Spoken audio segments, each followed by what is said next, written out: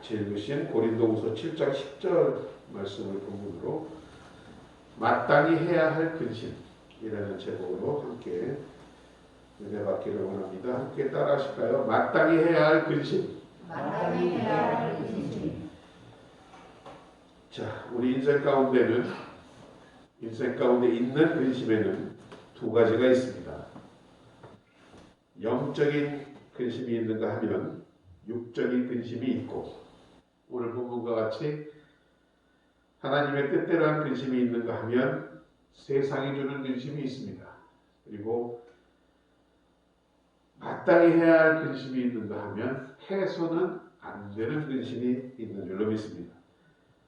잠언 17장 22절은 말씀합니다. 마음의 즐거움은 양약이라도 심령의 근심은 뼈를 마르게 합니다. 심령의 근심, 마음과 영혼의 근심, 뼈를 마르게 한다라고 하고 있습니다.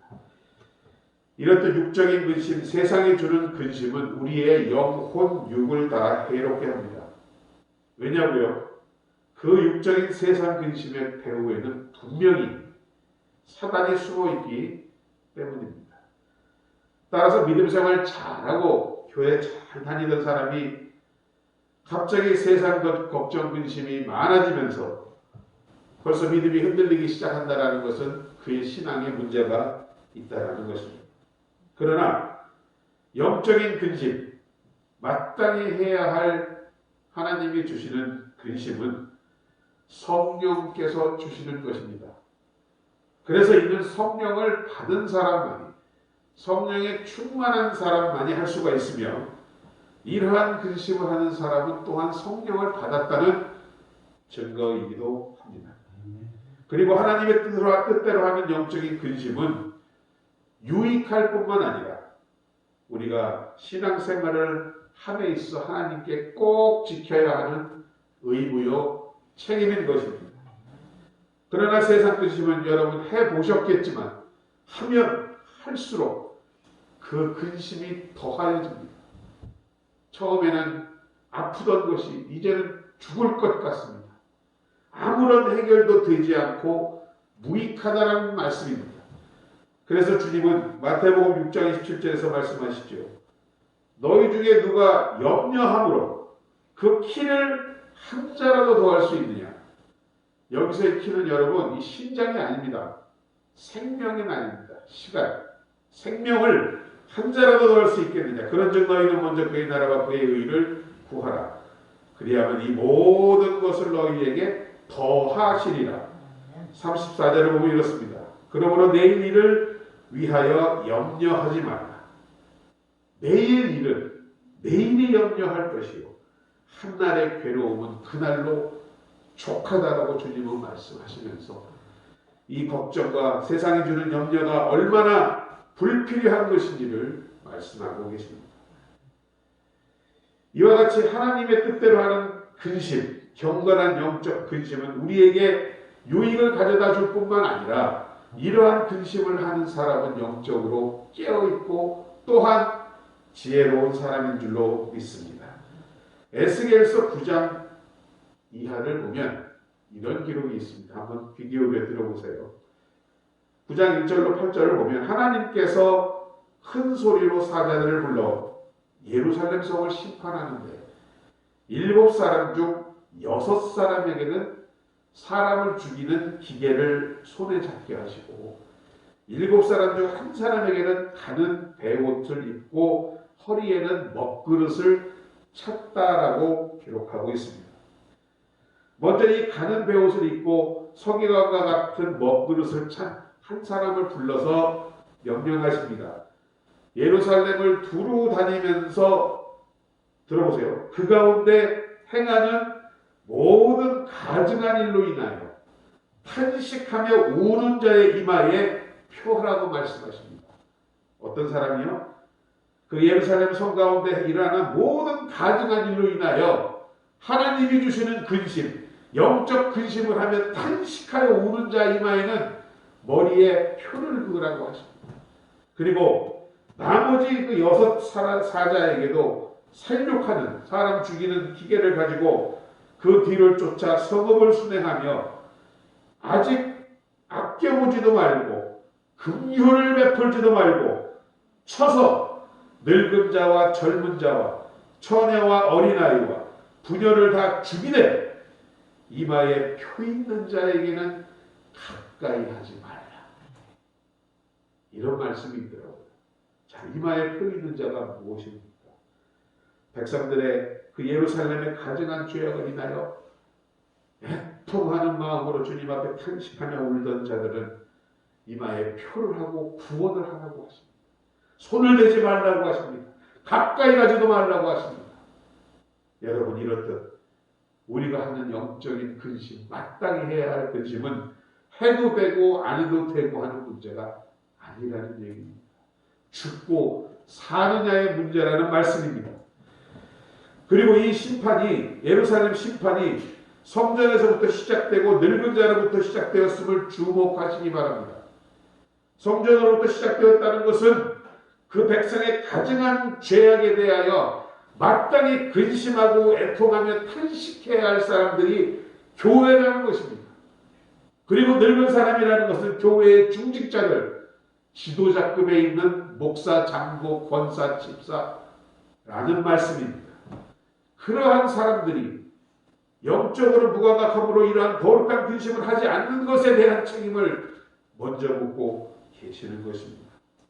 이 자리에 계신 여러분은 구원받은 성도요, 성령의 인치심을 받은 성도인 줄로 믿습니다.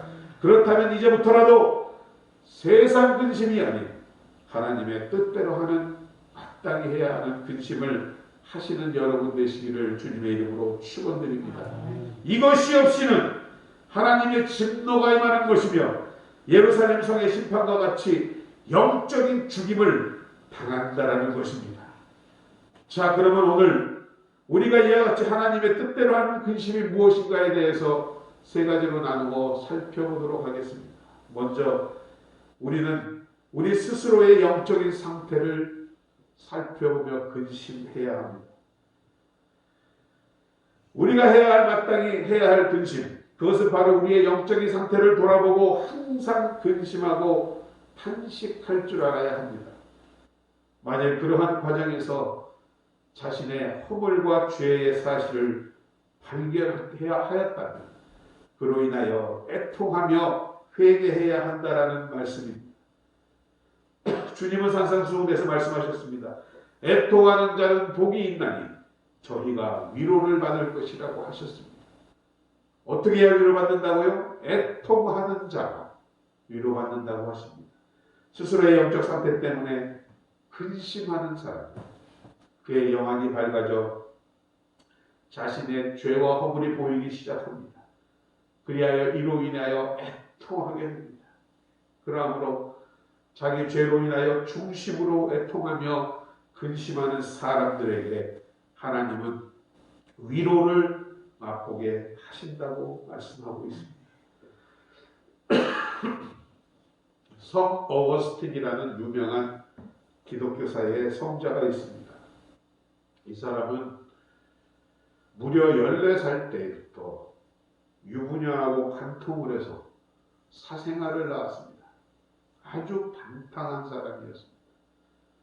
여자와 돈과 생활이 너무너무나 방탕한, 그래서 이 성 어거스틴의 어머니의 기도가 또 유명하지 않습니까? 그 어머니의 기도의 덕분이었는지 어느 날 그는 하나님의 음성을 듣게 됩니다. 그리고 자기의 죄를 깊이 깨닫고 되고 이중인격인 자신을 탄식하며 근심할 때에 하나님의 위로가 임하고 기독교 역사상 유명한 성자가 되었습니다.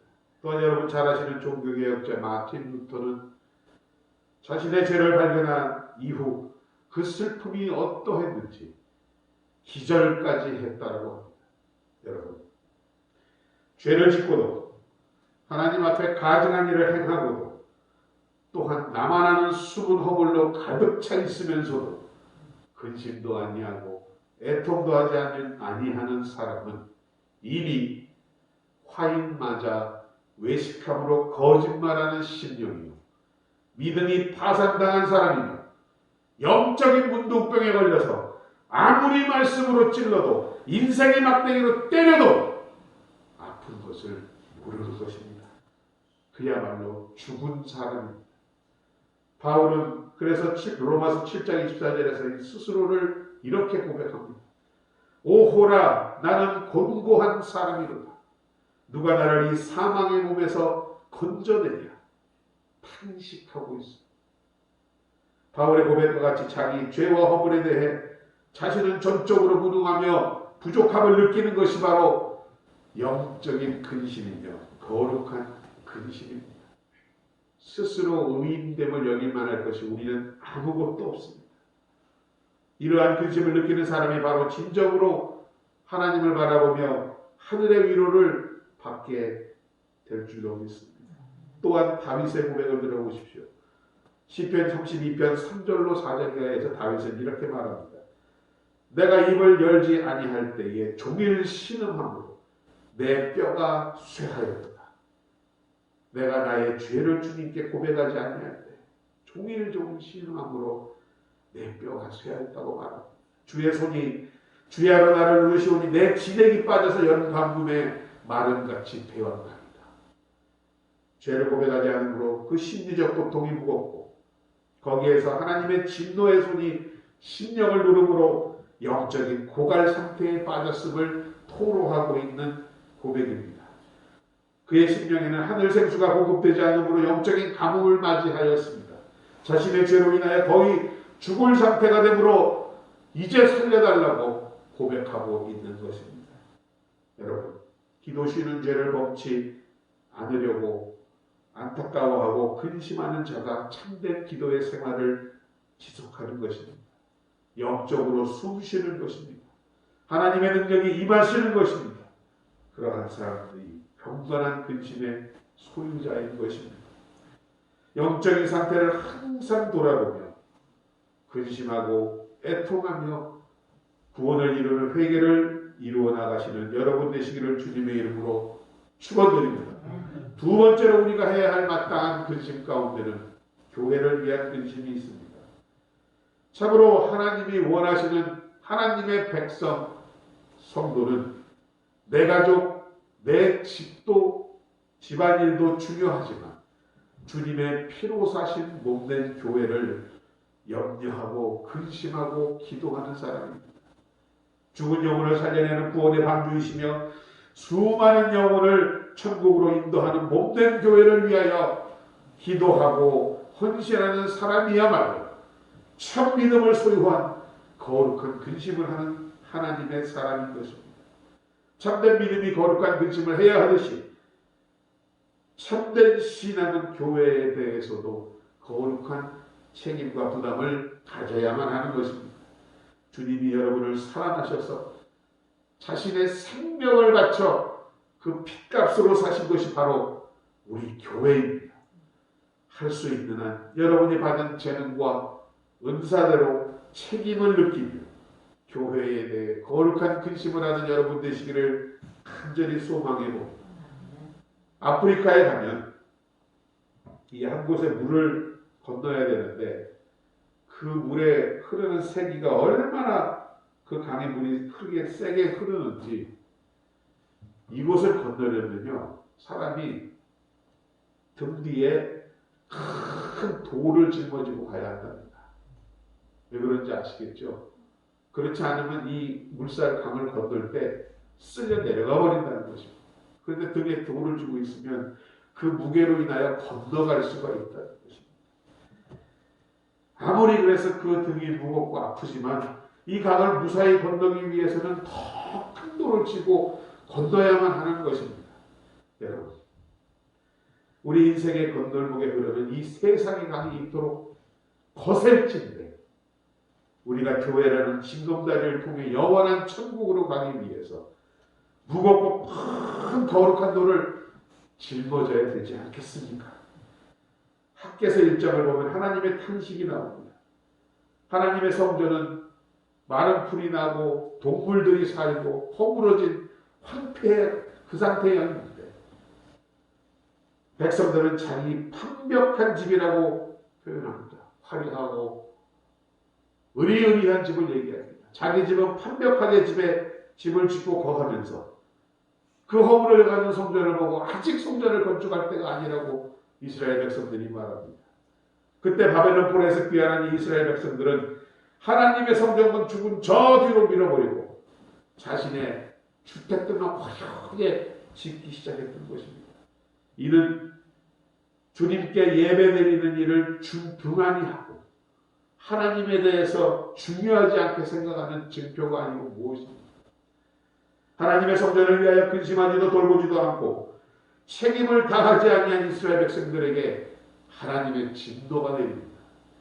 학개 선지자를 통하여 주님은 그들을 책망하십니다. 학개서 1장 5절로 이하를 보면 그러므로 이제 만군의 여호와가 이같이 말하노니 너희는 너희 행위를 살필지니라.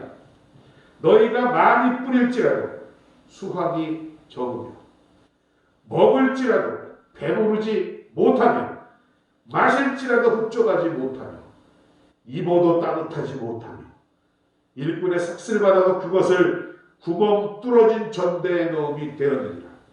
너희가 많은 것을 받았으나 도리가 적었고 너희가 그것을 집으로 가져갔으나 내가 붙어 버렸느니라. 나 만군의 여호와가 말하느니라. 이것이 무슨 까닭이냐? 내 집은 황폐하였으며 너희는 각각 자기의 집을 짓기 위하여 빨랐으리라. 얼마나 십자가입니까?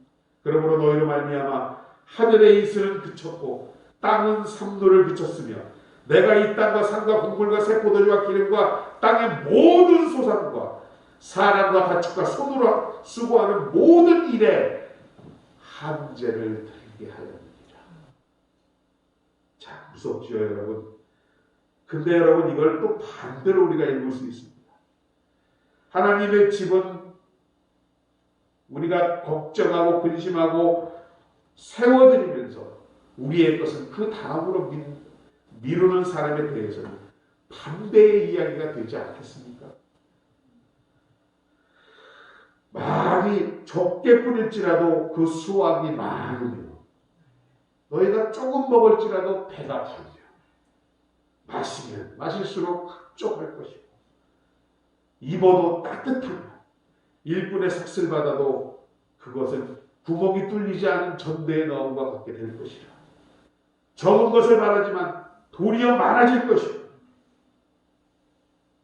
집으로 가져가면 그 집에 풍요롭게 될 것이다.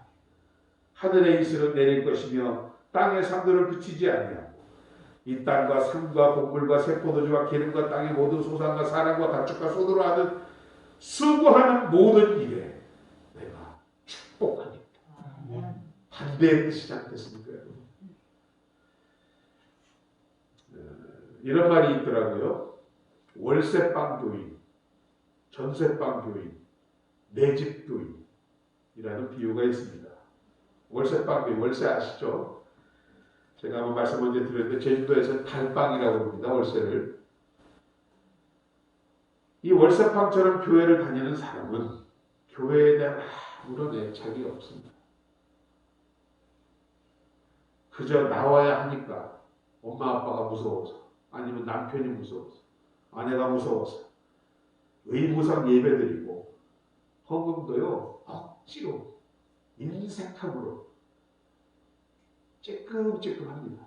그러다 형편이 좀 나아지면 반지하에서 지상으로 올라가다 월세에서 전세로 가듯이 교회를 떠나버립니다. 그럼 전세방 교인은 어때요? 이 사람도 교회에 대해서 내 교회 내 집이라는 생각은 아예 없습니다.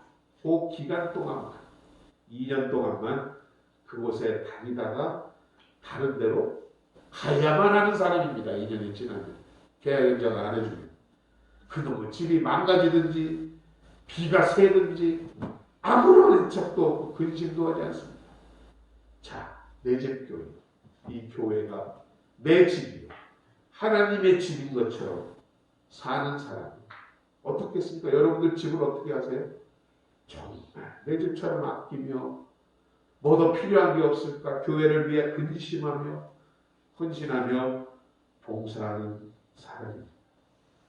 여러분 내 집보다 주님의 몸된 교회 일에 더욱 염려하시고 근심하고 책임감 있는 신앙을 가지고 사시는 하나님 앞에 충성되고 진실한 성도 되시기를 주님의 이름으로 축원드립니다. 분명 하나님은 여러분을 기억하시고 여러분을 향하여 축복하실 줄로 믿습니다. 마지막으로 우리가 걱정해야 할 것, 마땅히 해야 할 근심은 바로 나라를 위한 근심입니다. 예수님 당시에 그 가이사 캐살의 얼굴이 새겨진 동전을 제자들이 들고 와서 주님께 보여주면서 주여 가이사 캐살에게 세금을 바치는 것이 가한 일입니까? 라고 물어봅니다. 이때 예수님이 어떻게 말씀하셨습니까? 가이사, 황제의 것은 가이사에게, 하나님의 것은 하나님께 바치라고 그는 말씀하셨습니다. 이는 국가에 대한 의무와 우리는 또한 하늘나라 백성으로서의 의무를 다해야 한다는 말씀을 의미합니다. 특별히 우리나라는 어떻습니까? 북한이라는 세계에서 유일한 공산 독재 정권과 마주하고 있는 나라입니다. 때문에 영적으로 동방을 횃불인 우리 대한민국을 지키기 위해서 염려하고 기도하는 거룩한 책임을 마땅히 우리는 져야 하는 것입니다. 그런데 지금 우리 한국 사회는 어떻습니까? 도덕적으로 날이 갈수록 타락하고 음란하고 폐역하며 하느님이 가증히 여기시는 우상은 날마다 늘어가고 있는 실정입니다. 여러분, 비록 코로나 때문이라고 하지만 하나님을 경외하지 않는 지도자가 세워지자 제일 먼저 한 게 무엇이었습니까? 교회의 예배를 금지한 일이었습니다. 이것을 여러분 기억하시기 바랍니다. 한 지도자가 하나님을 경외하지 아니하여도 이럴진대 나라가 하물며 망한다면 교회는 존재할 수 없는 것입니다. 예배할 수 없는 것을 넘어서 신앙은 아예 생활이 불가능하게 된다는 것을 깨닫는 여러분 되시기 바랍니다. 근대 역사 가운데 베트남을 보십시오. 당시 종교 지도자의 목사와 신부들이 자유를 외치며 기도하지 아니하고 데모만 한 결과 어떻게 됐습니까? 사회주의 동산치하로 들어가서 아예 그들은 지금 설 자리가 없습니다. 여러분, 우리는 하늘나라 백성인 동시에 이 땅의 나라의 백성인 이중 국적자입니다. 우리는 영원한 본향인 하나님의 나라를 위하여 먼저 기도해야 하지만 또한 우리가 살고 있는 이 땅의 나라에 대해서도 기도해야 한다는 것이 하나님의 뜻인 것입니다. 그것이 우리에 대한 거룩한 책임이라고 주님은 마땅히 하기에 말씀하고 있는 것입니다. 디모데전서 2장 1절 3절을 보면 이런 말씀이 있습니다. 이 나라를 위하여 기도하는 것이 하나님의 뜻임을 분명히 밝혀주고 있습니다. 그러므로 내가 첫째로 권하노니 모든 사람을 위하여 간구와 기도와 도고와 감사를 하라. 보세요. 임금들과 높은 지위에 있는 모든 사람들을 위하여 하라. 왜? 이는 우리가 모든 경건과 단정함으로 고요하고 평안한 생활을 하려 함이라. 이것이 우리 구주 앞에서 선하고 받으실 만한 것이라고 말씀하고 있습니다. 우리가 고요하고 평안한 가운데 경건하며 하나님께 대한 거룩한 생활을 하기 위해서는, 그리고 신자로서 안정된 신앙생활을 영위해 나가기 위해서는 나라와 위정자들을 위하여 기도하고 중보하라고 말씀하고 계십니다. 이것은 하나님 앞에 선한 것이고 하나님이 기뻐 받으시는 것이라고 말하고 있습니다. 그 기도는 하나님 앞에 상달되는 것이고 하나님께서 흔쾌히 응답하신다고 말씀하십니다. 우리가 요한일서 5장 14절을 보면 그를 향하여 우리의 가진 바 담대함이 이것이니 그의 뜻대로 무엇을 구하면 들으시리라. 우리가 기도를 하면서 확신을 가질 수 있는 담대함은 하나님의 뜻대로 무엇을 구하면 반드시 들으신다라는 믿음입니다. 이러한 기도는 그저 자기의 욕구와 욕망을 채워주옵소서, 주시옵소서, 주시옵소서라는 기도가 아닙니다. 우리의 인생과 나의 모든 생각과 뜻을 하나님의 말씀과 뜻에 일치시키게 하겠다는, 복종시키겠다는 고백인 것입니다. 요한일서 15장 7절도 말합니다. 너희가 내 안에 거하고 내 말이 너희 안에 거하면 무엇이든지 원하는 대로 그래. 그리하면 이루리라. 여러분, 국가의 안정과 정치 지도자를 위한 기도는 바로 성경이 명하며 하나님의 뜻인 줄로 믿습니다. 이스라엘 민족의 지도자 모세를 보십시오. 그는 하나님의 백성들과 함께 고난받기를 작정하고 잠시 죄악의 낙을 누리는 것보다 민족을 위해 고난의 길을 자청한 사람이었습니다. 한 나라가 바로 서려면 정치 제도도 바로 서야 하고 사회 구조가 개선되어야 하고 경제적으로도 성장을 해야 하지만 무엇보다 중요한 것은 국민 개개인, 특히 우리 믿는 성도 한 사람 한 사람이 나라를 위해 거룩한 근심과 기도를 하는 의인으로 변화되어야 하는 것입니다. 잠언 14장 34절을 말씀합니다. 공의는 나라를 영화롭게 하고 죄는 백성을 욕되게 하느니라. 여러분, 기도하는 거룩한 근심을 하는 의인이 많아질수록 그 나라는 안전하고 튼튼해집니다. 죄악이 관영하는 소돔과 고모라 성처럼 멸망당하는 것입니다. 따라서 우리가 먼저 경건하고 단정하게 의롭게 살도록 노력하며 나라를 위하여 기도하시는 의인 되시기를 주님의 이름으로 축원드립니다. 18세기 영국에는 낮에는 실업자와 거지들로 거리를 메웠고 밤에는 강도와 절도가 들끓었습니다. 한 집 건너 술집이었던 완전히 소망 없는 멸망되어가고 있는 나라가 영국 18세기의 영국이었습니다. 이때 존 웨슬리라는 나라를 위해 근심하는 하나님의 사람이 나타나 하나님의 부르심을 받고 영혼 구원에 불타는 열정으로 복음 전파에 힘써서 영국 국민들에게 희망을 주며 그들을 변화시켜 나갔던 것입니다. 이로 인해 영국은 피를 흘리지 않는 무혈혁명으로부터 구원을 받았다고 역사는 기록하고 있습니다. 한 사람, 단 한 사람 의인의 거룩한 근심과 그 기도가 대영 제국의 영광을 가져온 것을 이 시간 깨닫는 여러분 되시기 바랍니다. 그 단 한 사람이 여러분 되시기를 간절히 주님의 이름으로 소원해 봅니다. 나라를 위해 진정으로 근심하고 걱정하는 사람은 기도하지 않을 수 없는 것입니다. 여러분 잘 아는 에스더는 자기 민족이 죽게 되자 3일 동안 금식 명령을 내리고 기도하여 죽게 된 백성을 살리고 자신의 백성들을 죽이려 한 자들이 도리어 죽음을 당하게 하는 사실을 성경은 기록하고 있습니다. 무기 아래에 있는 나라는 망해도 무릎 위에 있는 나라는 망하지 않는 것입니다. 하나님이 이 시간 영원한 하나님의 나라와 이 땅의 나라를 위하여 기도하는 자를 찾고 계십니다. 그 기도하는 사람의 기도를 통하여 말씀하시고 그 사람을 통하여 하나님의 뜻을 이루고자 하고 계시는 것입니다. 소돔과 고모라 상을 멸망하러 가는 천사들이 아브라함에게 한 말이 있습니다. 창세기 18장 17절입니다. 여호와께서 이르시되 내가 하려는 것을 아브라함에게 숨기겠느냐.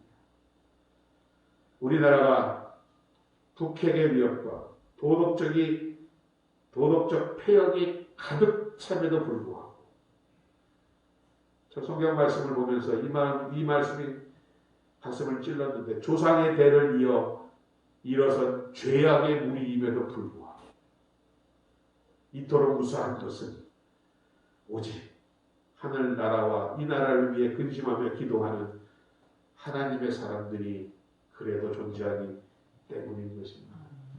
그래서 하나님의 진노가 이르지 않고 있는 것입니다. 너는 내게 부르짖으라 내가 내게 응답하겠고 내가 알지 못하는 크고 비밀한 일을 내게 보이리라. 나라를 위하여 부르짖는 사람에게 그 간절하고 열렬한 기도에 하나님은 응답하시고 그러한 기도를 통하여 깨달음으로 우리가 알지 못하는 크고 비밀한 일을 그러한 은혜가 임할 줄로 믿습니다. 그렇다면 이렇듯 마땅히 해야 할 근심으로 오늘 자신의 영적인 상태를 근심해야 하며 교회를 위해서 나라를 위해 근심하는 사람들에게 결론적으로 하나님이 주시는 유익이 무엇일까요? 먼저 애통하고 근심하는 자들에게 하나님은 사랑과 긍휼을 주십니다.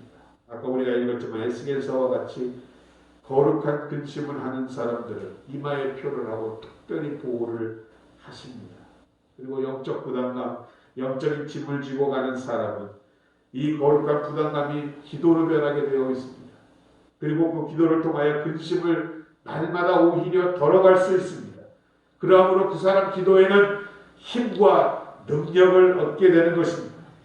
또한 내 말이 지혜에 권하는 말과 같지 아니하고 다만 성령이 나타남과 능력으로 하여 오직 하나님의 능력으로 하기를 노심초사했던 바울의 심정으로 말씀 준비에 더욱 많은 기도와 거룩하면 근심을 하면 할수록 주시는 은혜가 넘치기에 그 설교는 능력의 설교가 되어 여러분에게도 동일한 은혜가 임할 줄로 믿습니다.